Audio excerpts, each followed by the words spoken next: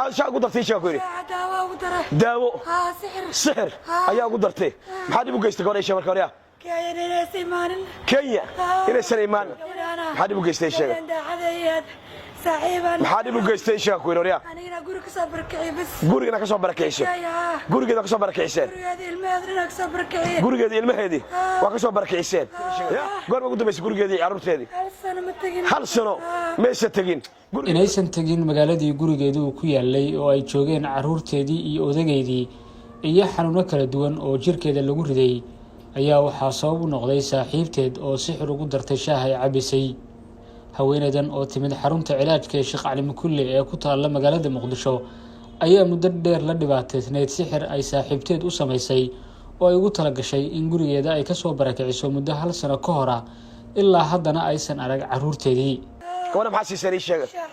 kor hada ba ku yiri shaah baa siisay xagee ku siisay shaah ay sheeg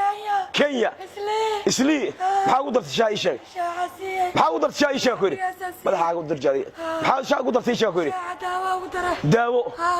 sixir ayaa ugu dartay maxaa dib u geystay goor ay sheeg markaa hore Kenya inay Saleymaan yaa Kenya ka soo barkiciyay yaa ka soo barkiciyay Kenya inay Saleymaan martaba ku soo noqon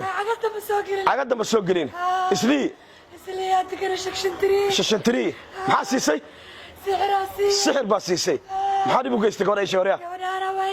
maxaa dib u geystay sheeg ku yiri warya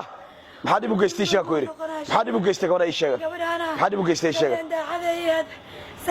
maxaa dib u geystay sheeko yiri anigana guriga ka soo barkay bas guriga ka soo barakayso gurigeeda ka soo barakayseen gurigeeda ilmaheedii waa ka soo barakayseen ninkeeda lacag fiican